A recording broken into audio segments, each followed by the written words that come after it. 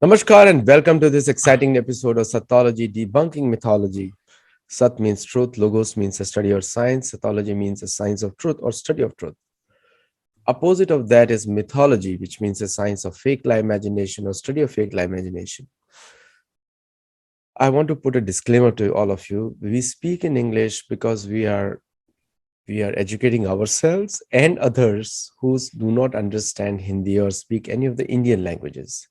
And I recognize you that you want to get these shows of Nilesh and me in Hindi. We'll do that as time permits. We'll definitely do that, but we're not saying no to that. So let us get started. I have very, very special guests, Rishi, Muni, Tapaswi. Now, so please welcome Shri Nilesh Nilkant Oak. Namaskar. Namaskar, Aditya ji. Happy to be back on your show. Nilesh ji, I forgot today. You got on the screen and I forgot. So the Kalyug memory. Yes. It brings to the mind question again. We see the moon, and it is so easy. You can see the moon and you can try to touch it, but moon is too far. But our mind is already there. And whenever you talk about moon, people talk about somaras, that they're going to enjoy somaras. Now, some things we may not know, but they do exist. And we may not, like I was telling somebody that I've never been to Louisiana Mardi Gras festival, but it doesn't mean it doesn't happen. It is happening. So how mind plays the goals of pratyaksha and nirapeksha, like it is, you can see it, but you're still away from it. Yeah. So what is your view on that?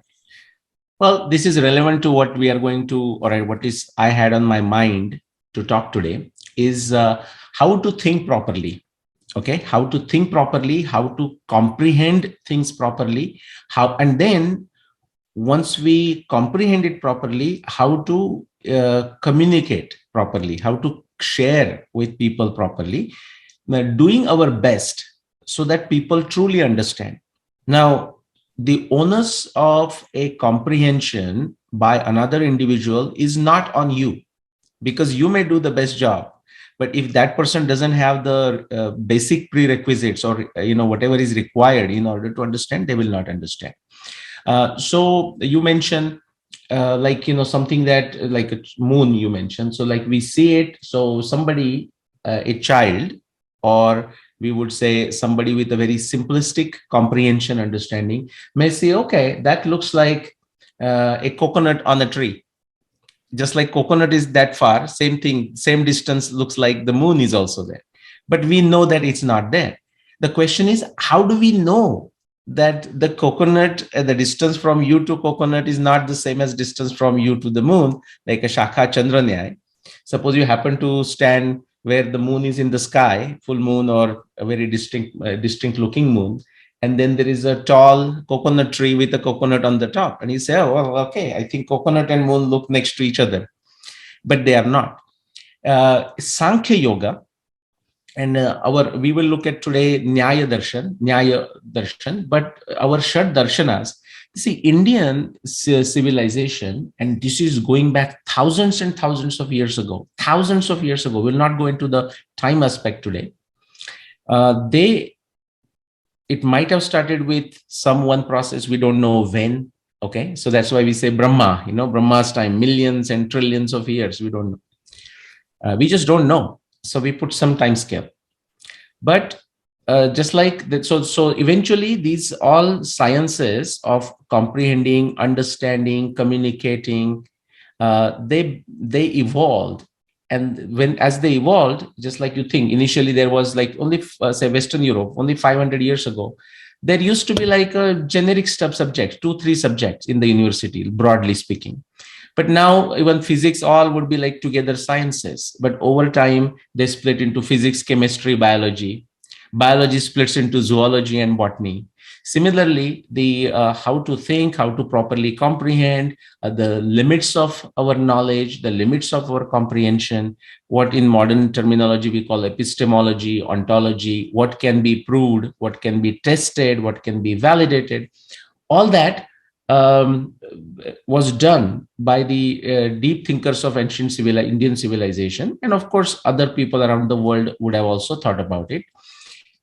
So they split it into 6 big categories, and I'm going to mention just one today, but Nyaya Darshana. But to answer your question, I'm going to pull something from Sankhya Darshan, another one. And Sankhya Darshan is attributed to Kapila, okay, in terms of this knowledge. Now, many commentaries gets written on all of these Darshana Shastras. Many, I mean, hundreds. Even after all that we have lost, there are hundreds and multiple hundreds of commentaries on these. So one of the very popular commentary, or you can call it an independent work, is Sankhya Darshan, sorry, forgive me, Sankhya Karika of Ishwara Krishna. Ishwar Krishna.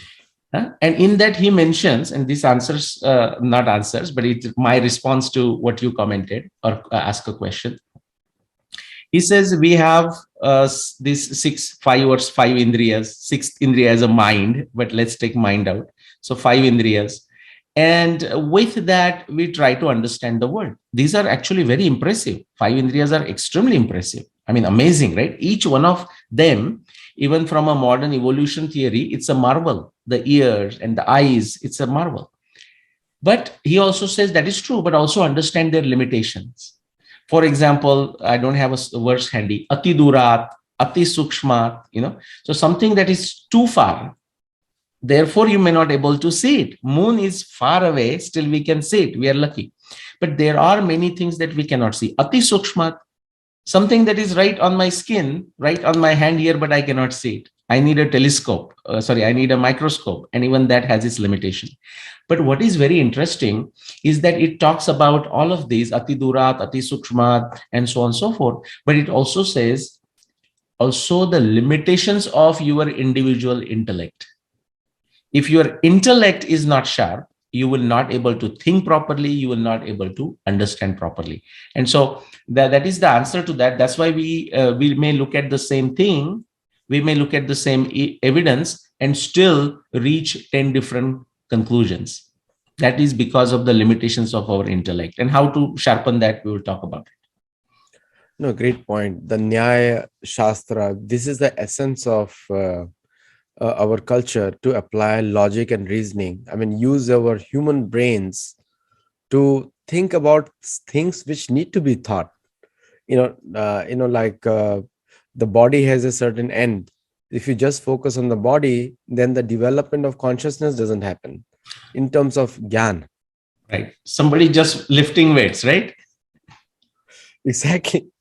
And one of the things which comes to my mind, and I think you can show in the presentation, we're going to talk about it. But one thing's come to the mind is the concept of reality, because reality is relative to people. The tastes are relative. Like some people in Korea may like food which you may not like. Some people don't like ghee, the smell of ghee. They're irritated by that. Yeah. So everything changes based on the people. So one thing cannot be absolute for everybody. Correct.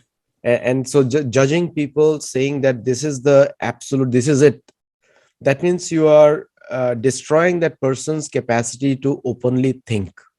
Correct. This is very true with the belief-based philosophies, that you believe in something. It's just like the movie Matrix, and you believe in the oracle, and that's what they say. What do you have to say on that? And we start the presentation. Okay, good. And so, no, I have a position, which is to say what you said is correct, which is to say, as I said, one thing, you mentioned the Korean food may not be like by others, and the Koreans would love it, or others people would love it. A lot of Korean food is not to my taste, actually. But kimchi, and as long as it is done with a purely vegetarian fashion, because you have to always, I watch for the fish sauce and all that. But you do get purely vegetarian kimchi. I love it. I just love it. And it's very healthy and all of that, right? But the question you asked, you said, okay, so because everyone may think differently, and therefore we should be compassionate, we should understand the person, somebody is thinking that way because of his or her consciousness, the training of his mind, his intellect, right? His karma plays a big role. Yeah. And if we, what did you say? what His plays a karma is purva karma. yeah, purva karma, right? Yeah, prarabdha. And of course, what he or she has as a efforts, what he or she has done in this life. That's right. Okay, That's that is not to be discounted at not all. discounted at all. Because Patanjali in Yoga Sutra says Shraddha, Virya, Smriti, Samadhi, Prajna, Purvaka. Correct. Okay, so after Shraddha, the next one is Virya, prowess. Your Prowess. tapashcharya, So if you are not willing to do it, nothing will happen. But the second aspect I wanted to say is, yes, it is true that looking at the same thing, looking at the same sat, we can say reality, ekam sat vipra bahuna vadanti type of fashion, somewhat, not exactly. People may reach different conclusions, they may have different interpretations, and we should be compassionate towards them. Having said that, we have to be very careful not to get into this relativity or relativism. That's Okay. right. In Important point. Indian research circles, because that's what the area I work in, there are some researchers who have done very good original research in certain areas. I'll not mention names because then not that any hidden or something. I'm in communication with them. We talk to each other and so on. So they have done a very good original work.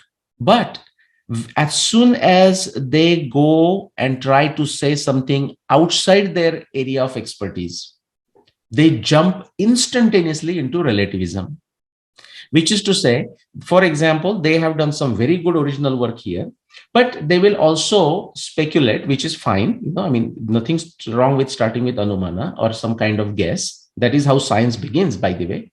So they will say something here. I'll just take Mahabharata for example. So for example, they will say Mahabharata happened according to them in 1400 BCE. Now you say, what is your evidence? They will not answer. When I present my evidence, then they will get into this. Oh, okay, well, yeah, I don't understand what Nilesh is saying. I don't think that is the evidence. But if he wants to believe, he can believe. Hey, anyone can believe in whatever the hell they want to believe. Now that's relativism.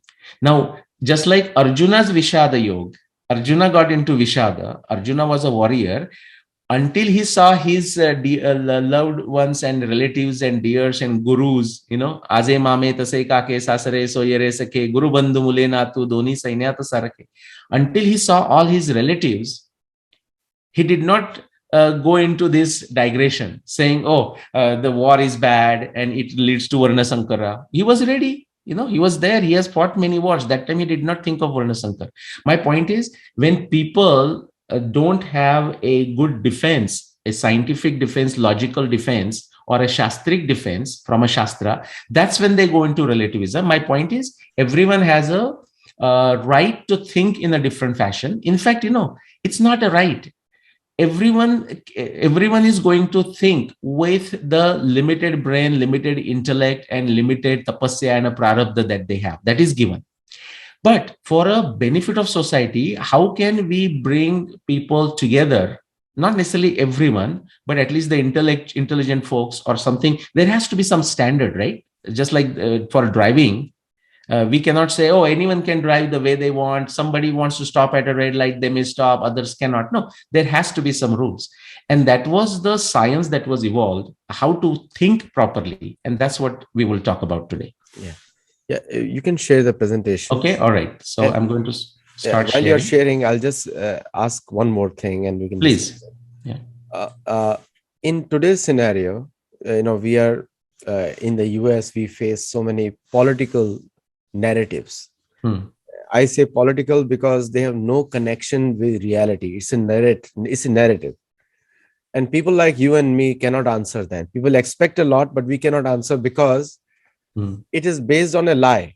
It's based on a propaganda. And people like you and me who are not political to a large extent, and we are talking about facts and they are talking about some kind of a like a narrative, which is impossible for us to deal with. So in that kind of scenario, if you and I cannot answer, how can a normal person answer the narratives? And I think which is all part of the Nyaya. It is. Well, exactly. It is part of a Nyaya, and you will see, Aditya ji, how consistent the philosophies, the Sat is, I mean, even the world philosophy, I would say, even if you go outside Indian philosophical sphere, if it is Sat, you will see how it beautifully matches with the Indian philosophy also, the certain aspects of it. But your question is, how can ordinary person answer? I'll give you a very real example. On Twitter, I think just the other day, somebody asked me, he said, I mean, I don't know who that person is. They have a proxy handle, but it was a question, was a genuine. He says, how do I answer to an individual who says astronomy evidence is not evidence? Okay. And I responded to this individual saying, you should just smile at that individual and move on. Okay. And then my other good friend added, he said, yeah, you should smile, indulgently, the way you smile indulgently at a village idiot, and just move on. The village idiot is a team, is a term, by the way. Those village idiots can be found in large numbers in big cities. Okay. So the village idiot is an old term, but it means that. So what does that mean? I'm coming to the point. There is a statement in Nyaya darshana also, like who you should be willing to engage, who you should not bother willing to engage in a discussion. Okay. And why? It also explains. Similar to what Krishna explains in Bhagavad Gita. You know the verse, right? Exactly. Idam te napnatapaskaya nabhaktaya kadachana na chashushushue vacham na chamam yobhyasuyati. The person who does not have any background knowledge, he or she is incapable of comprehending what is being discussed, that particular subject area. The person who has not done any tapasya, has not taken any efforts. Now, some people will say, oh, I have taken efforts. Well, the proof is in the pudding. Yeah, you might have taken efforts. Now, let us see. I'll ask you 3 questions and let's see if you can answer those. That will tell me if your efforts are sufficient. So the point is, common man can, like I remember a statement of Vinoba, wonderful statement. Somebody asked him, like, what you are doing with this whole wonderful comprehension, understanding, the deep thought behind your initiative, like Buddha initiative, for example, and there were many other initiatives. Can ordinary person, without actually understanding the deeper meaning, participate in this? And he said, yes, he can. Just like what Bhagwan Ram can do with a proper comprehension, understanding, wo to Bhagwan hai. A Vanara can do it with a Shraddha on Bhagwan Ram. Okay, so for ordinary people, there are many ways. One thing is, just like I give answer, he said, just smile and move on, because that person is not even interested in knowing, he's not serious about it. That is what Krishna is saying. Idam te na tapaskayo na bhaktaya kadachana. The person doesn't have a conviction, doesn't have faith, doesn't have shraddha into that subject.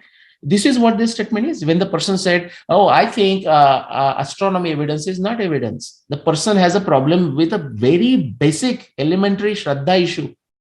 What is the question of he comprehending or something? Don't waste time. Our time is limited. Don't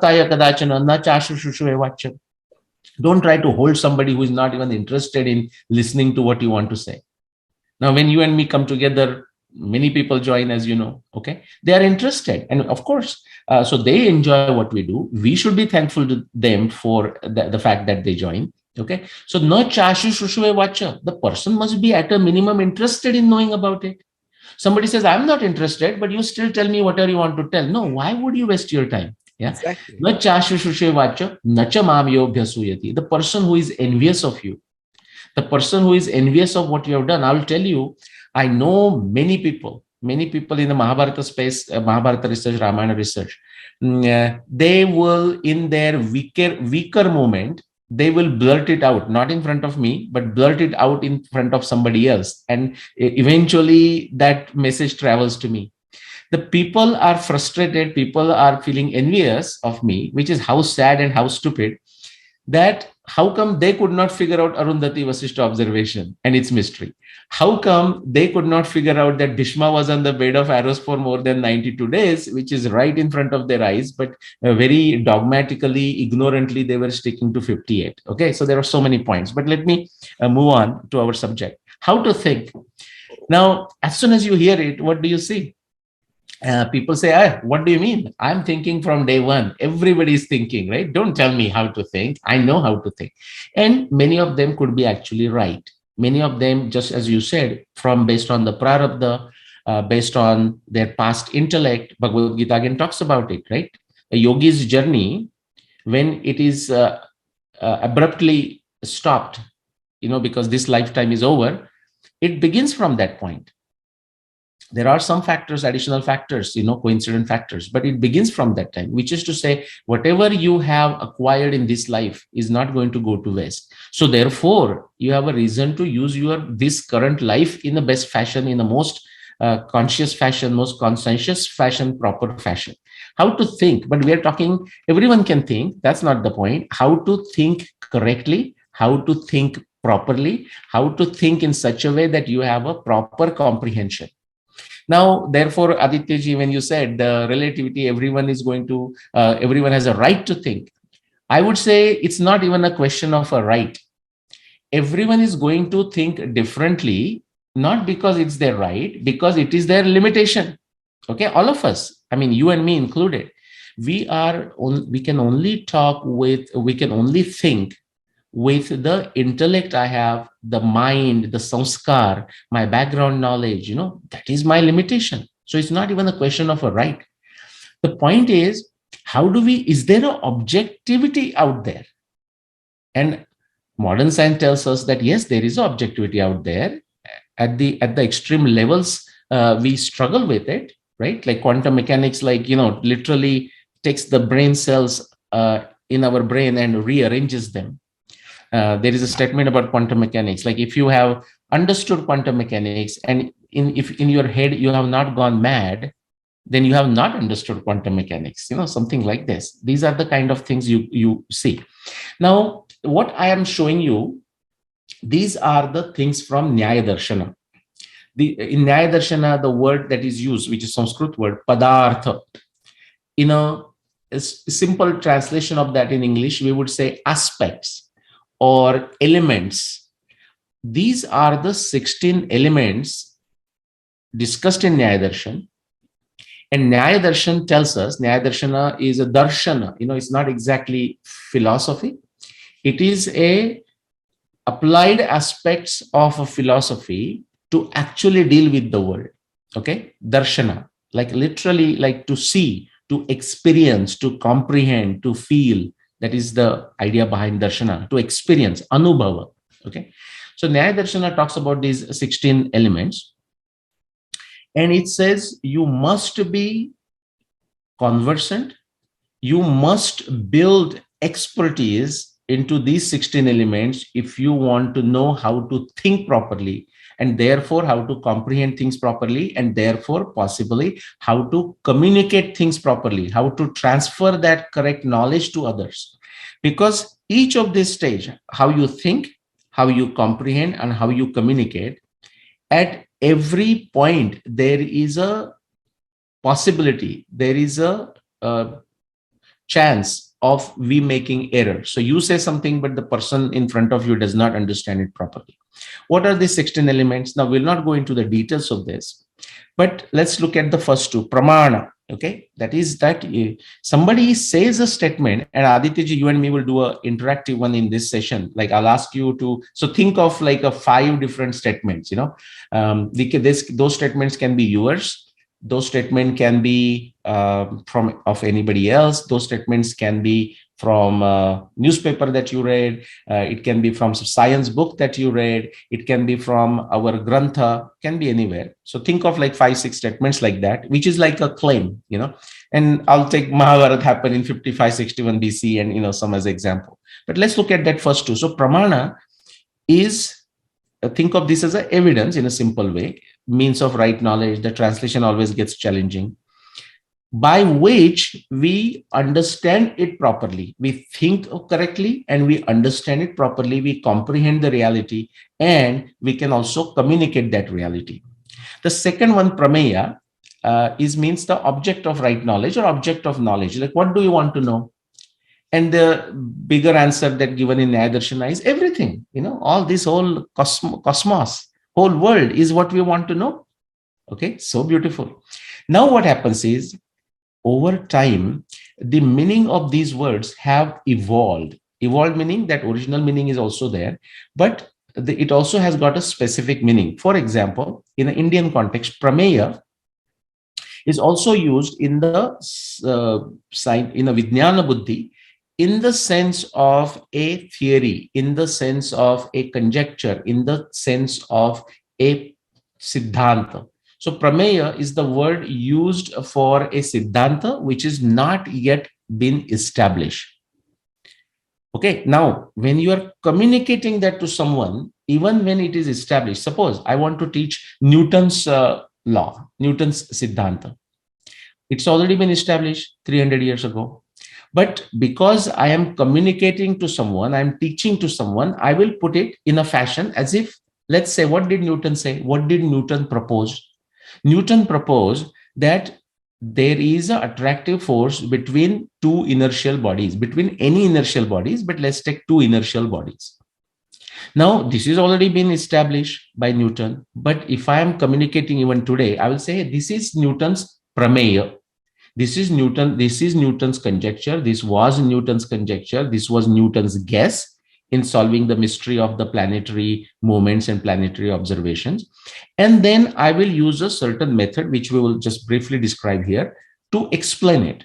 So the uh, tools, these 16 elements, we need for various purposes. One is to understand ourselves.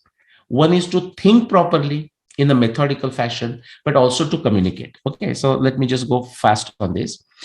Now, this is all a background. Now, where does this thinking begins? Or why do we even think?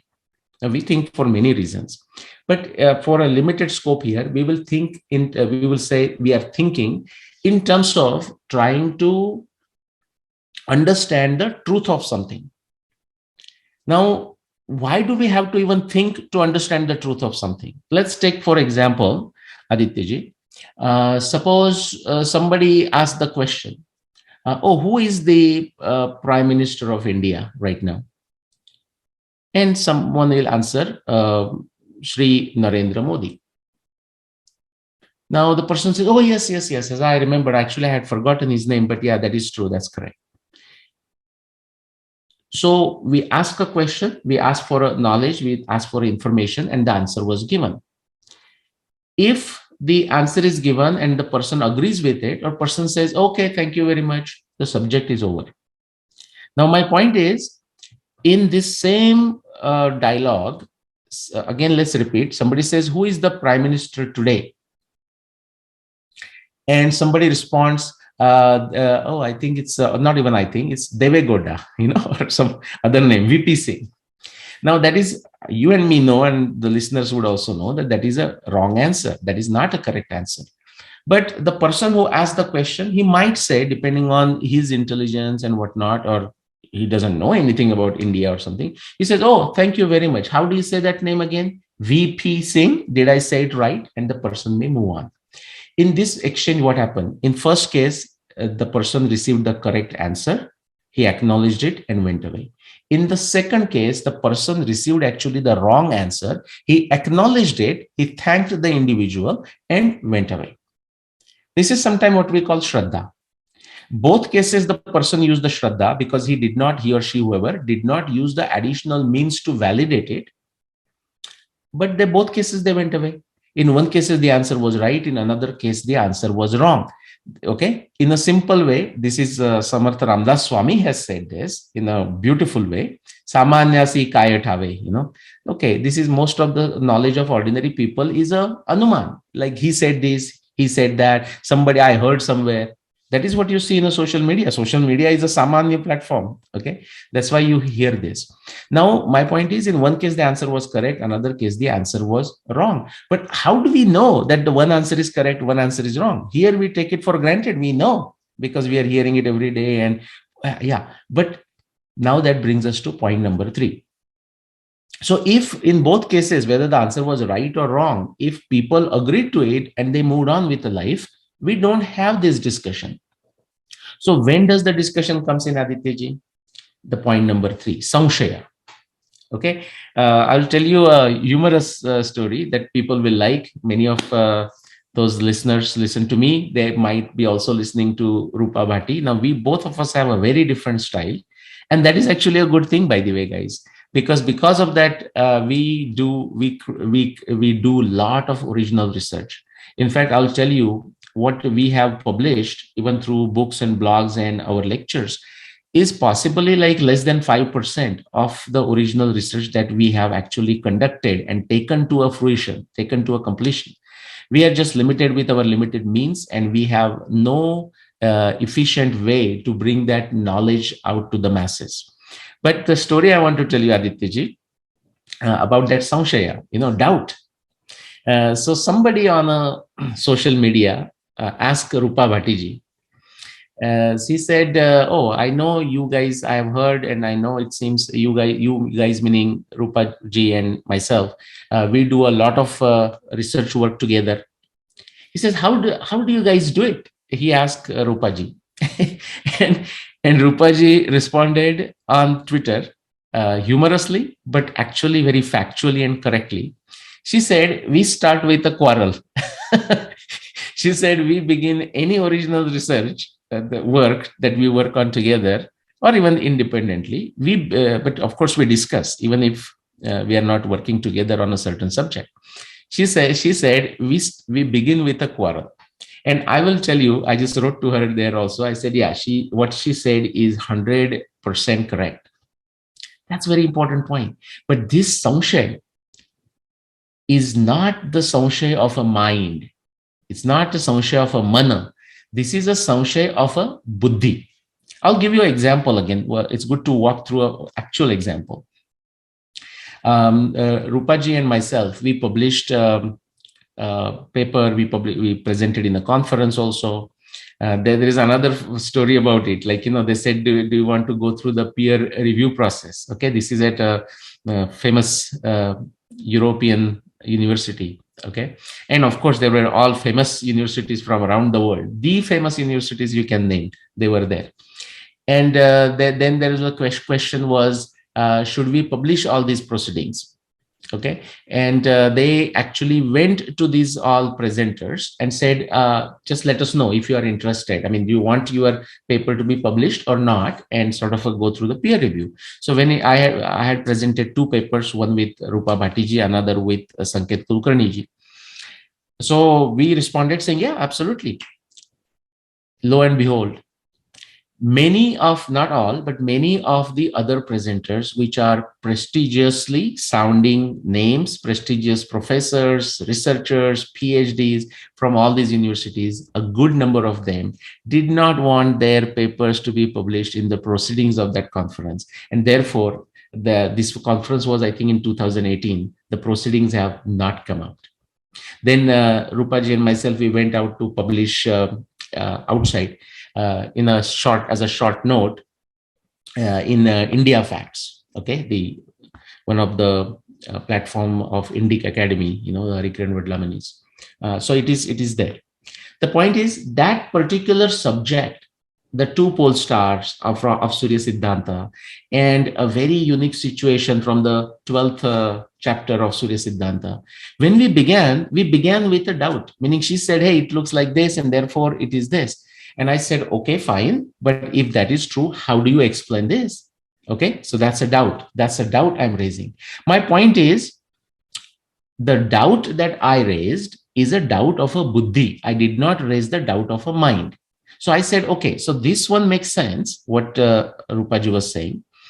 But if that is true, then next line, for example, or next two lines or whatever it is, how do I explain this? How will we explain it to the audience? Or how do we understand? How do we make sense of it? Forget explaining it to others.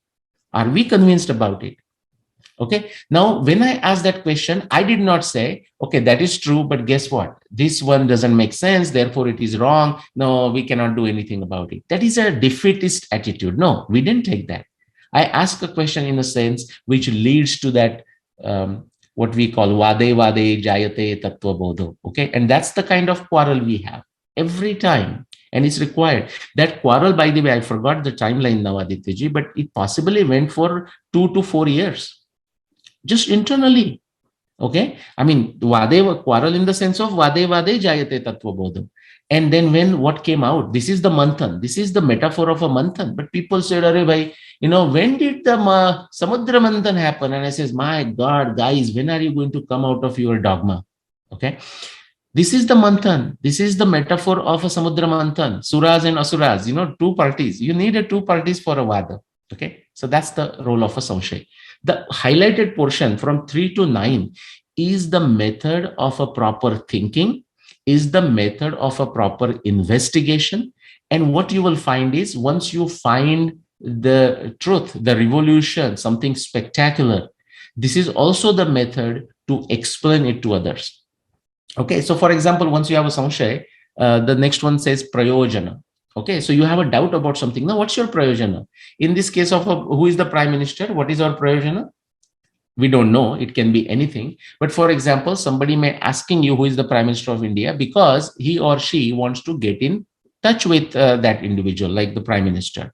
Write to that person. So he or she wants to know what do you write? Dear Sri VP Singh ji or dear Sri Narendra Modi ji, as simple as that. And then there may be a reason why they want to contact. In our case, why we were looking at it? We were looking at this, again, I'll use that example of two pole stars, because we said right now there is no pole star. I mean, right now there are no two pole stars, one in the north, one in the south. If you go back 1,000 years, there are no two pole stars. If you go 2,000 years, there are no two pole stars on the both sides. Okay, majority of the world, okay, because again of the limitations of their intellect, limitations of their scientific acumen, limitations of their logical reasoning, thinking, etc., thinking Surya Siddhanta is only 1,500 years old. Okay, all this so-called academia is thinking like this. It's utterly nonsensical, but that's a different point. Surya Siddhanta is talking about a situation when two pole stars are there and they can be seen on the horizon from the equator. Wow.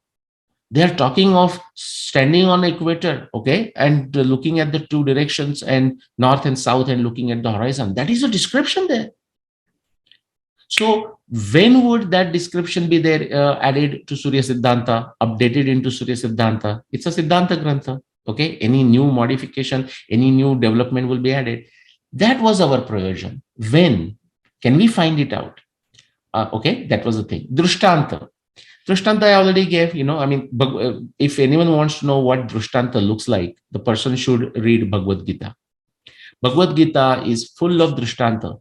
To make a simple statement and make you understand something simple, Krishna will give like multiple drishtanta. Just to say how our Atma, okay, Atma, the pure, that is non-material, is covered by the material elements of our body. Krishna will just give 3 drishtanta. धूम्राने झाकीला अग्नी धुळीने आरसा जसा वारेने वेष्टीला गर्भ कामाने ज्ञान हे तसे. How the true knowledge, which is again very relevant point here, and we talk true knowledge, the truth is there, but many people will not able to comprehend. Many people even don't want to comprehend. Why? That is what Bhagavad Gita is saying, because of the desire. Okay, because of your desires, you don't want to know the truth, because they conflict with what you desire. That is what the statement that Marathi translations in a Gita I just said. What does Nyaya Darshana says? Now, the same thing that we are discussing. Nyaya Darshana says, Trairasham, okay? What are those 3 things which lead to a faulty knowledge, which leads to faulty comprehension? Raga, Dvesha, Moha, Arthantara Bhavat. Raga, Dvesha, Moha. Your attachment to something, false attachment, but just let's call it attachment. You detest something or someone, therefore whatever he says or whatever that particular thing you don't want to hear. Even if it is said, if somebody says vegetarianism is a good for you, okay, I mean, or vegan food is, I'm not vegan. I mean, I'm trying to become a vegan. For most part, I'm vegan. I'm not vegan. But so now, do I defend and say, no, vegan is not a correct lifestyle because I have, say, attachment to some milk sweet? Well, I may eat milk sweet, but if I'm thinking properly, I would able to objectively understand that still vegan diet has its merit on that particular point, although I may not be following it. Okay, that is a correct thinking, although you may not be, your actions may not be completely congruent. Again, Vinoba has said a beautiful point about this. He says what we should try for is that there will always be a gap between what is ideal, what is your ultimate desire meaning in a good way, okay, versus where you are, what your goal versus where you are. But at least there could be a gap, but there cannot be a contradiction. But let's move on. So Drishtanta is why we use Drishtanta, so that common people, ordinary people, masses can understand a technical subject. So, for example, when Einstein was asked, or the people who understood relativity, and other common men says it was a great fascination when Einstein came with the relativity, which is there, by the way, as a concept and as a discussion into Bhagavad Puran, the story of Kokudmi, okay, and his daughter Revati and her wedding. Okay, I will not go into that story. So, but that is a Bhagavad Puran is, see, actually what Bhagavad Puran is saying may be true, and we'll get into that discussion how we decide something is valid, true, false, etc. But even let's say for a minute it is not true, then you can say, what a wonderful drishtanta that Bhagavad Puran has captured to explain relativity, not of Einstein, because Bhagavad Puran's last update was in 1300 BCE. Okay, no additional update possibly has happened to Bhagavad Puran after 1300 BCE. So the theory existed in some form, or at least the thought experiment existed, what Einstein is referring to. But when Einstein proposed relativity, and when it was being communicated to common people, a simple drishtanta was used. He says, hey, you want to understand Einstein's relativity? It is like this. Generally, what do we say? This is last 100 years, right? So generally the trains are there, and train is a fascination, and then the aeroplane. But you say the train comes to the station. Isn't that what we say? Yeah, everyone understands that. In relativity, you can say train comes to the station. That is a perfectly valid statement. But you can also say station goes to the train, and that is also perfectly valid statement. What this particular use of a train and a station, train coming to the station, station going to the train, is a drishtanta, is a familiar instance used that everyone is familiar with to explain what relativity is, something that is complex. Okay, and through that we establish a siddhanta. Now we establish meaning what? We understood. Now we have to tell the people, okay, because knowledge is meant to be shared. Okay, that's how it grows. Knowledge must be shared. It is a punya karma. So how that is done? That is done through avayava. Avayava, the 5 steps. The same 5 steps Nyaya Darshana explained thousands of years ago, thousands and thousands of years ago, which now modern science basically calls it, in a language of Sir Karl Popper, as what? A triangulation of explanation, prediction, testing in the context of a theory, which is that prameya, and in the context of a background knowledge, which is not written here, but one of the pramana that is used is a shabda. Shabda, Shruti, Smruti, background knowledge. And I'm going to show you on the next page. Then the logic, bringing these pieces of evidence logically together is important. And you therefore reach the final nirnaya, ascertainment. So if there is a confusion as to who is the prime minister today, is it Narendra Modi or VP Singh? If everyone agrees it's the Narendra Modi, no issue, there is no samshay, there is no doubt, and we just move on. That should have happened. But sometime it may not happen. Like the dating of Mahabharata, dating of Ramayana, dating of Bhagavad Puran, dating of Vishnu Puran, timing of Chandragupta Maurya, Chanakya, then what do? Then we have to follow this process and reach the best possible conclusion. Why do I say best possible conclusion? Because our evidence is always limited. But with the available evidence, we have to reach the ascertainment. If the new evidence comes up, we all open this again and we reevaluate. Then after this 10, and I will not go into that today so much, I want to bring you back to some wonderful discussion and interaction with Adityaji for a few minutes at least. The next points that you see, the Vada, that 10 Vada in the Nyaya Darshana is the good discussion. Okay, it doesn't say good discussion, I mean Vada. The kind of Vada that I said, someone like Rupa Bhattiji and myself do, or Jeevan Rao and myself do. On the other hand, if you have seen, say, Vada, those were also useful, and I will tell you the importance of it. Maybe another time, Adityaji. We will continue on this Nyaya Darshana maybe next time, some other aspect. But if you have seen, say, my talk, my debate, or we call it Vada, with Dr. Konrad Elst, who is a good friend of mine, about the dating of Mahabharata and so on. Also, if you have seen my three-part Vada with Dr. Manish Pandit, it's at a Sangam talk. Actually, both of them Sangam talk. Another one is at Pragyata. So my other good friend, he did it for us meaning Dr. Konrad Elst and myself. Now, was those discussions Vada in the sense of this? Not quite. Because in order to conduct a proper Vad, you need all this background and actually more, which was not there. However, those Vada, although not conducted in the proper Nyaya Darshana fashion, in fact, far from it. Okay, there was this other aspects which Nyaya Darshana in the next list there, Jalpa, Vitanda, Hitva, Bhasa. Let me see if I have a different color. So Vada is a good thing. What likes of Rupa Bhattiji and myself do is that.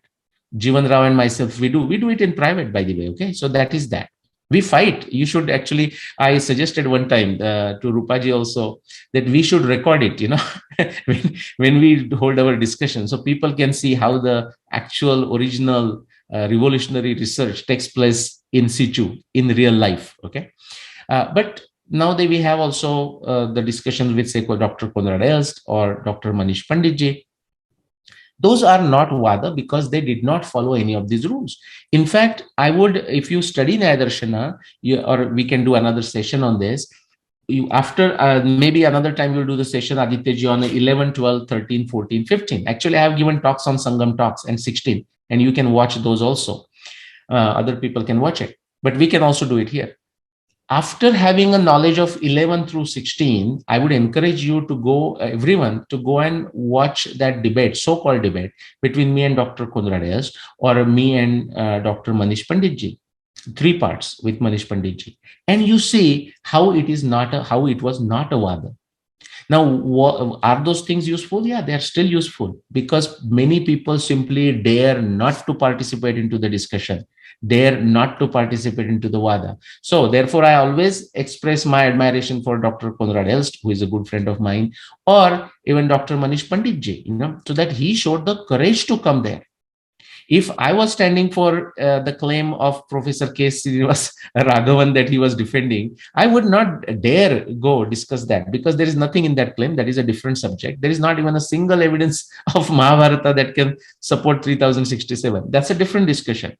The point is, therefore, I admire his courage. Okay. But the point 11 through 15 are the things that we must understand so that we don't do it during our understanding, during our thinking, during our comprehending, and during our Vada and during our explanation.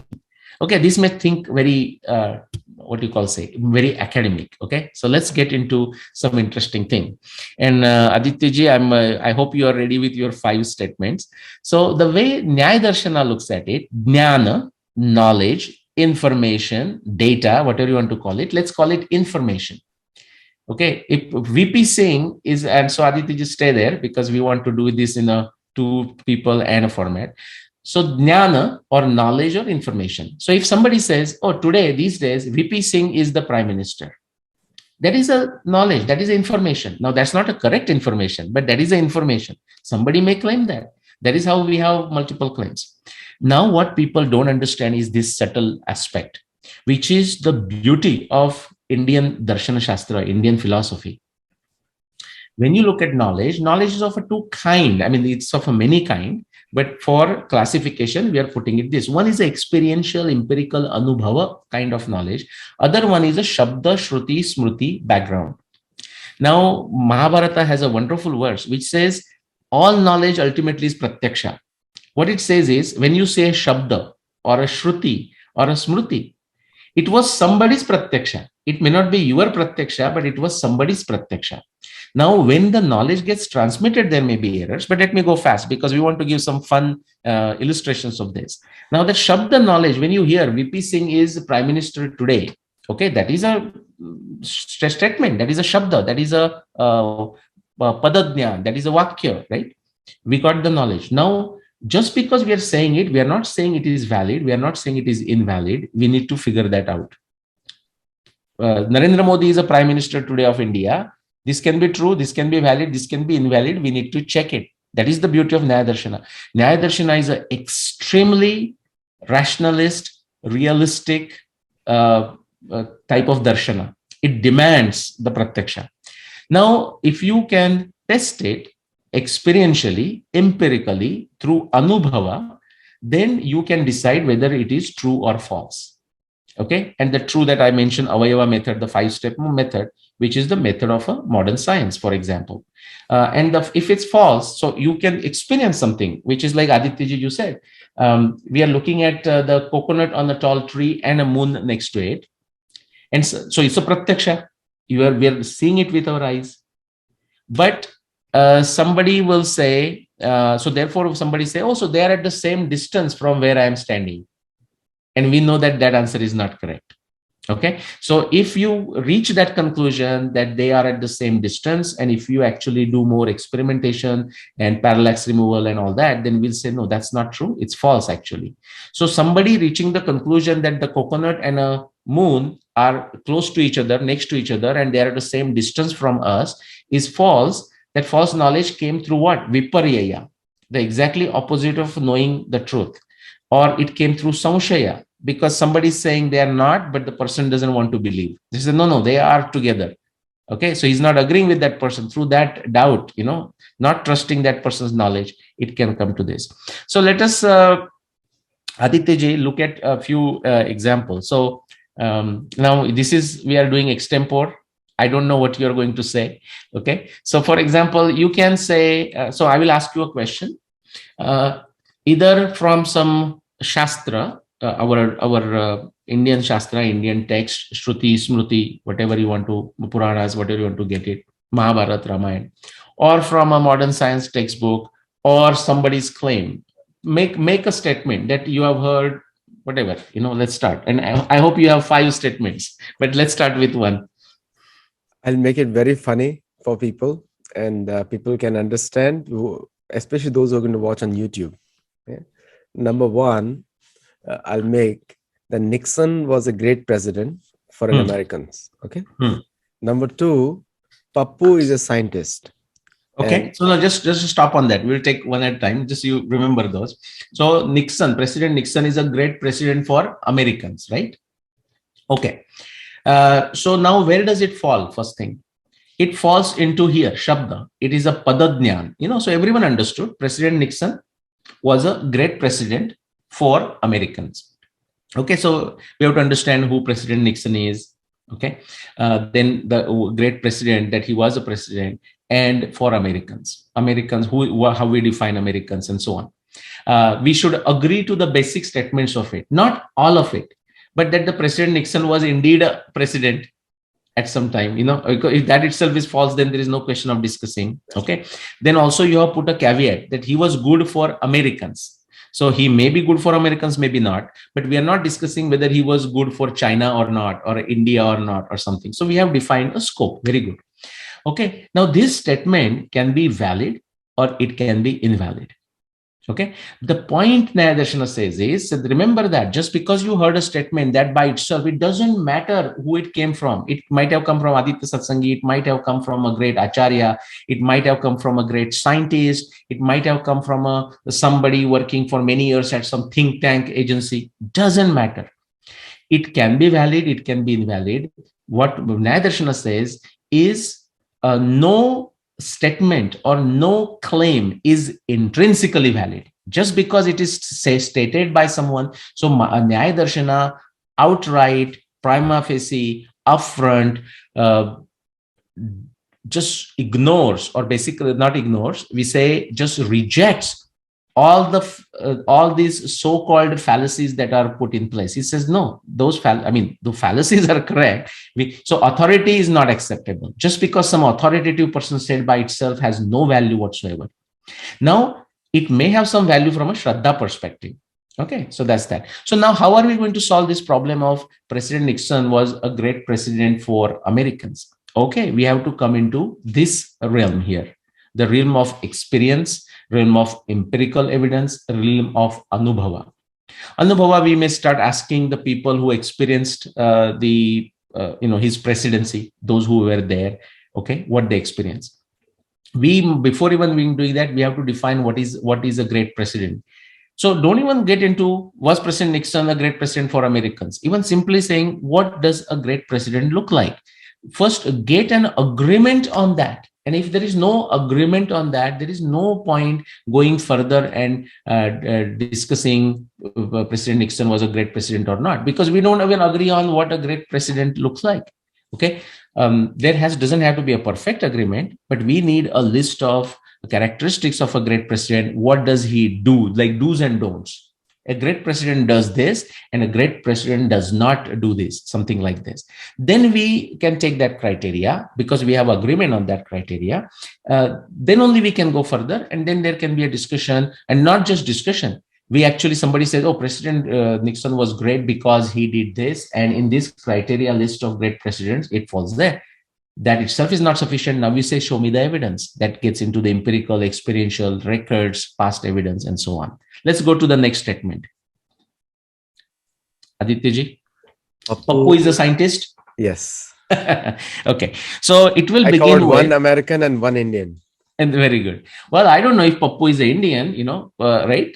So first, that's why it will start. So Pappu is a scientist.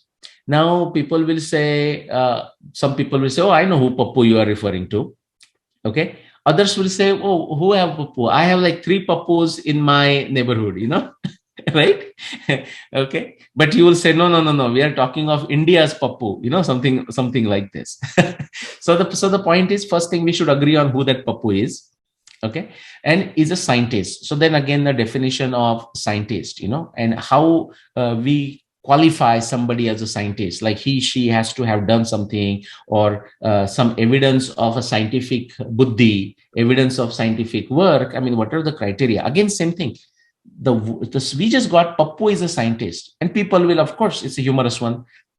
People will just laugh at it. And if you would have done this as a poll, voting, immediately, like I'm sure you'll get 83% or something like this. Yes, Pappu is not a scientist. So some 16% people will say, oh, Pappu is the great scientist. You're going to get that. People's opinion doesn't count in a Nyaya darshana. Okay, it may tell you something about people's intellect. It may tell you something about people's tarka buddhi. It may tell you about people's background knowledge. That by itself doesn't count. Consensus is not the way of Nyaya darshana. Consensus is not the way of a science. Consensus is not the way of original thinking, original thoughts. Original thinkers are always lonely. They are not in the majority there. They may be popular. Like Einstein got a lot of criticism. In fact, Einstein, I would say, received the least amount of criticism compared to other scientists before him. Like Kepler, okay, lived a very tough life throughout the life. And Kepler did amazing stuff. More amazing in a way than Newton, although Newton stuff to us comes out more amazing. But Newton is standing on the shoulders of Kepler. Okay, Einstein wrote an article praising Kepler's work. Okay, because of that. So this cannot be understood in a common way. So Pappu is a scientist. That by itself can be valid. It may be invalid. But to decide that, to understand whether it's a true or false, you have to, Nyaya darshana says, you have to get into the realm of experiments, experiential, empirical, anubhava. And after that also, even here, when you do this, if you don't have the scientific acumen, if you don't have a tantra knowledge of tantra yukti, if you don't have a proper knowledge of logical thinking, you actually reach false conclusions. For example, out of 130 Mahabharata researchers, I would say at least 50% of them use astronomy evidence, just like I have. So everybody, so out of say 130, let's take a simple number, whatever that is, 60. Okay, 60 individuals will say, hey, I have used astronomy evidence to arrive at Mahabharata dating. And then the common man is confused now. Common man says, okay, so these all 60 folks are saying that they use astronomy evidence from Mahabharata. Sometimes they don't say Mahabharata because they have not used any from Mahabharata. So they fool the common audience, but let's ignore that. Assuming they say from Mahabharata, why do these 60 people reach 60 different answers? That answer is given here.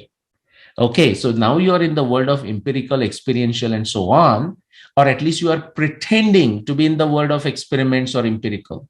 But if you do not follow the proper method, the method of a Siddhanta, Drishtanta, Avayava Tarka, that's not the whole method. The Vijnana Buddhi itself, Adityaji, has 11 principles.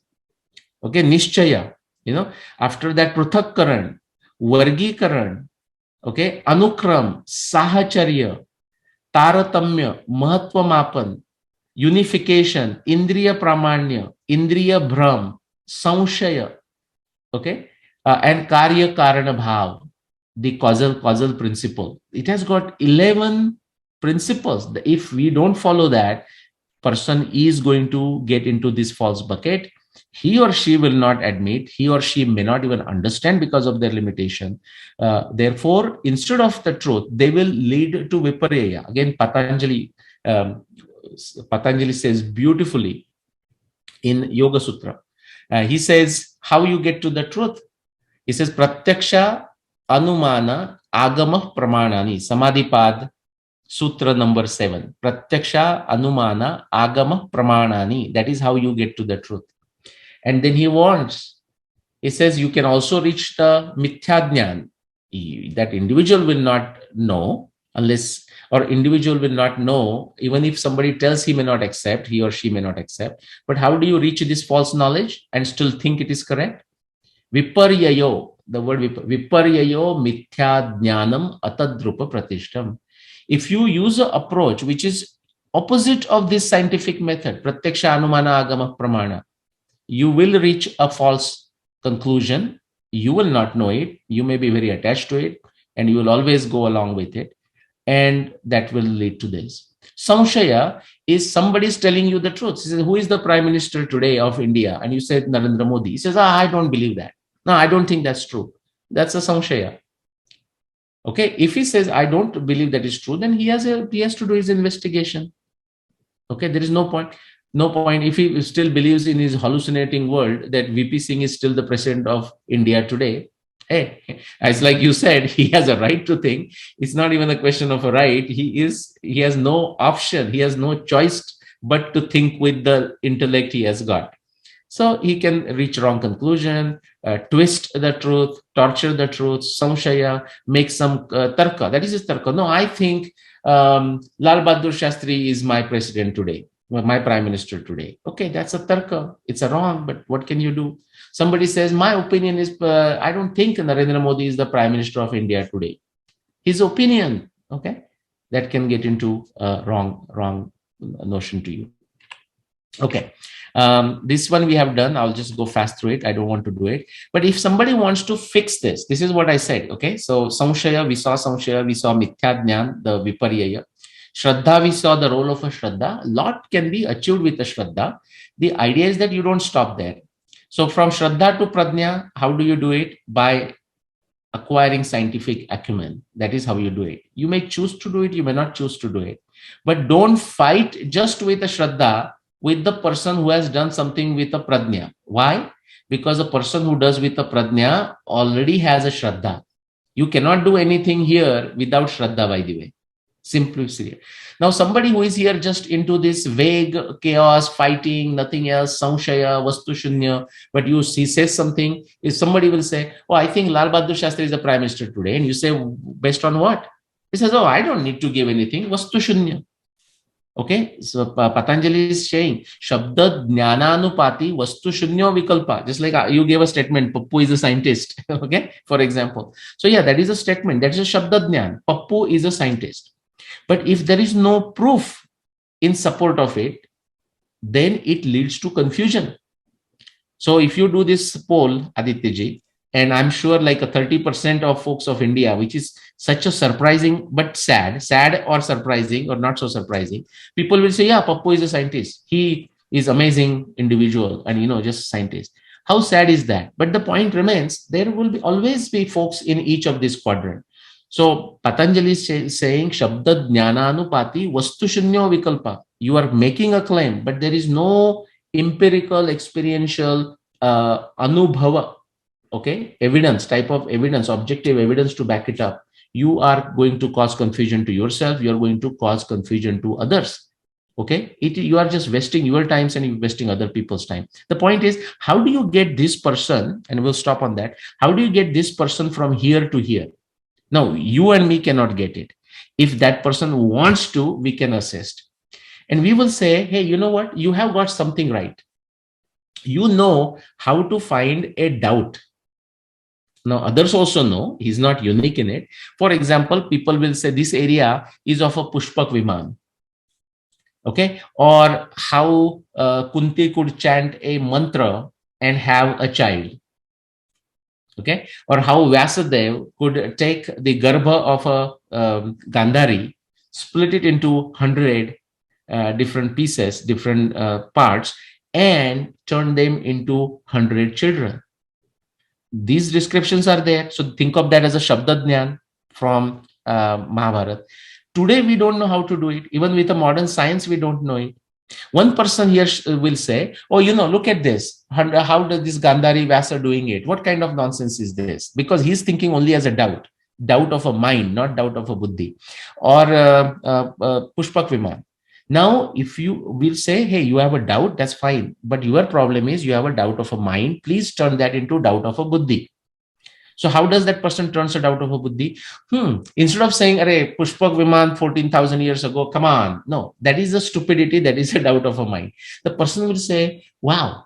So I have read Nilesh's book and I am convinced, because all the evidence 600 plus is so powerful, very empirical, very objective. I'm convinced that Ramayana happened in 12,000, but it's so fascinating.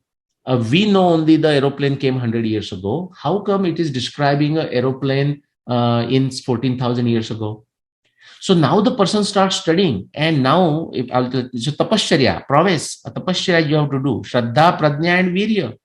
Just shraddha is not sufficient. Even if somebody intellect but just sitting idle is not important. You have to do the heroic deed. You have to do the tapasya, doggedly work on it. The samadhi, dhyana, dharana, samadhi for long time without breaking, without losing heart.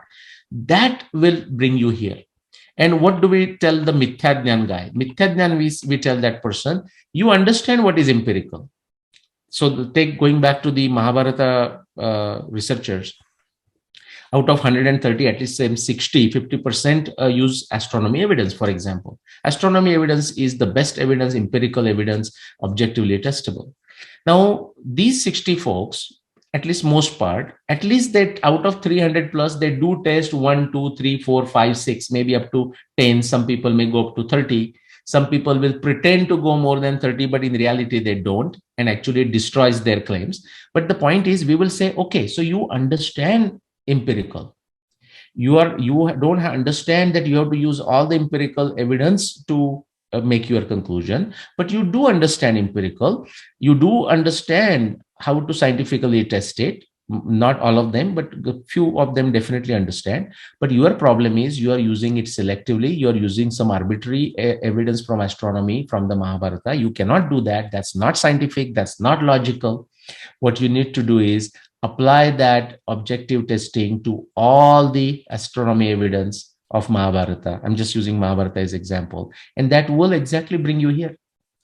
If any of these people do this from a Shraddha category to Samshaya Vastu Shunya to Mithya Jnana, and if they apply this to Mahabharata evidence, and just let's take astronomy for a minute, because that is the only evidence, only category of science, only category of evidence that can take you to a precise date. Others will give you approximate, like flooding of destruction of Dwarka, and we saw how it can give you approximately 6 millennium BCE, 5th millennium BCE, something like this. The genetics evidence gives you approximate window around that 7,500 years. Physical anthropology evidence gives you 4,500 BC to 6,500 BC, but it doesn't give you 5561 BC. Only astronomy evidence from Mahabharata text can do that. My point is, doesn't matter where you start. If you start at Shraddha, no problem. If you start with this Samshaya and Vastu Shunya, but if you're truly willing to reject the tamas, reject the laziness, reject the stupidity in your thinking, you are capable of reaching the truth. Same thing for the folks who use arbitrary or selective evidence and starts jumping, okay, with claiming a number which is already in their mind. It's not even circular reasoning, it's stupidity. But they do understand scientific testing, but they don't understand right now that they have to do it for the entire evidence. But if they do that, all of them, all roads, when it comes to Mahabharata dating, for example, all roads lead to 5561 BC. Okay, these are my books again. Aditya, the reason I'm showing it is because, and it's very frustrating, and I'm sure it must be frustrating for possibly you too. People will connect with me. I don't know. They are not my relatives or friends. They will connect with me. So assumption is that they connect with me because they have read my books or they have watched my videos. Okay, but they are many of them. I'm not talking all. Many of them are so lazy, so tamasic. They will not take the effort to. Now they connected with me, but they will not take efforts to know what this guy has done. And then they will say, "Oh, please write a book. Why don't you? How is the give the answer?" The rule is, if I have given the answers in the books, many times out of compassion, I would say I respond to them. But if the answer is in the book, if the answer is in my blog, or if the answer is in my YouTube videos like with you, what is the point of giving that answer again? That is the very reason we create these programs. Okay, so people have to watch it, but they do ask. We have to be compassionate. So hey, here is a book list. If you are want to go through Amazon, if you are in India, and you can go through Subbu publications. Again, it's such a simple thing, but again, our brains have become so dulled by the TikTok and all that nonsense that people will say, "Arey, this looks different." Arey, my dear friend, just read the title for heaven's sake, right? These are the same books that looks like a different cover, but they are exactly same book. The historic Rama is same as 12,209. Quick summary: comprehending something, or comprehending and internalizing the 16 elements, 16 aspects of Nyaya Darshana is very crucial to think clearly and correctly. And we covered at a very high level today. We can go deeper in future sometime. Samshaya of a buddhi is valuable. Samshaya of a mind is a disaster. It's going to destroy you. It's going to destroy any other person that you're going to tell the knowledge. And if they are so tamasic that they have a shraddha in you, the tamasic and lazy person, the samshaya of a mind, it is going to destroy. All knowledge is neither true nor valid, which is to say, intrinsically you cannot say it is true. Intrinsically you cannot say it's valid. No knowledge is intrinsically valid is the key principle of Nyaya Darshana. That is how rationalist, how what you call realist, hard realist, these are called in the modern terms, the Nyaya Darshana Shastra is. But there are methods by which you can find out and approach the truth. Okay, satyena labhyastapasa yeshatma samyak jnanena brahmacharena nityam antasharire jyotirmayo hi shubro yam pashyanti yataya kshina dosha. Kshina dosha is the very important word. Our goal is to, in an iterative fashion, remove the error, eliminate the error, minimize the error, and approach towards the truth. That is the idea behind the Darshan Shastra, idea behind the modern science also, when done right. Okay, not the fluid modern science. All knowledge is neither true nor valid. Now, validation requires external and independent support. But by external and independent support, we are not talking of consensus. We are not talking taking a poll of academics. No, that is, don't go and ask academics anything. Okay. More importantly, pratyaksha is the highest criteria. It is, you'll see in all Darshan Shastra, Shankaracharya talks about it, many Acharyas talk about it, all Shastras talk about it, Mahabharata talks about it, Darshana Shastras everywhere. And the quadrangulation is not complete until pratyaksha is achieved and pratyaksha is included. I think that is the one more. And in order to do this, it requires scientific acumen, vijnana buddhi. It needs a tantra yukti. Okay, it needs a certain type of intellect to even imagine the thought experiments, imagine ways to actually conduct the experiments. Tarka Shastra, lot of tapasya, willing to be wrong, willing to not find the answer after spending time on something for 20 years, 30 years, 40 years, 50 years, your entire lifetime or multiple lifetimes. And of course, you need luck. Daivam Chaivatra Panchamam, as Krishna says. I'll stop on that. Nileshji, what a fabulous presentation. And I love your charts. I mean, very, very instructive and very it gives you thoughts that how you can build a logical mind. And we'll continue on Nyaya Shastra. And the reason I took two extreme examples and of Pappu and Nixon, because both are considered the same category in two different countries. Yeah. And Yeah. so believe me, I'm being nice to both the people equally, or bad to both the people equally. Both Yeah. the the striking thing is connotation. The moment I took the word Pappu, you started smiling, and the moment I said the word Nixon, you also again started smiling. That is a background knowledge. Background. And similarly, we'll cover much more in detail about Sri Ram. Actually, Sri Ram is too high for us to discuss on Nyaya. So therefore I don't want to cover those aspects, but we'll cover Shikhandi Hmm. and Dushasan. Yeah. Again, part of the same camp, but we'll cover in the next part, Correct. so that we'll play this Tarka Vitark. Now, Tark and Vitark is not bad, Correct. and Which is but the Ved, Vade. Yeah. yeah, Yeah. but It's a Ved, refining, right? It's a refining. That's why Mundaka Upanishad says, Yam Pashyanti Yatayaha Kshina Dosha. Shena Dosh. That through Tarka Vitarka, we eliminate error, we minimize error. That's right. That's right. And I really like the Bhagavad Gita one. Yo pashyati sa pashyati. And that line is so. It's all about. We don't do pashyati through our eyes. We do pashyati through our mind and Yeah. buddhi. Yeah. And because eyes are, we are translating that here somewhere. Yeah. So now somebody will fight like, oh, how does mind and buddhi interact? And I think we actually did one program on that, One program. mind and intelligence, right? Mind buddhi. So we talked about it. But some people may just waste their time fighting exactly how, when does the mind think and when does the buddhi think, or who thinks. Okay. This can be fought for a long time without much useful stuff coming out of it. However, we can understand, just like we did that in the mind and intelligence, those two separate aspects. Similarly, because you said yapashyati sapashyati, if you take the previous part of it, ekam sankyam cha yogam cha, yeah, yapashyati sapashyati. The point is, many in the darshana shastra, and you will see that some people are even writing articles, and oh my god. So when somebody comes and starts fighting with me, I want to reduce my time. The problem is they will fight because they come from a certain darshan shastra point of view. That's right. Okay, but actually these shastras are there to help each other. Right. So the Sankhya and Yoga are also helping each other. Nileshji, as usual, wonderful presentation, and that's why I call you a Rishi and Muni, because you really research well your topics.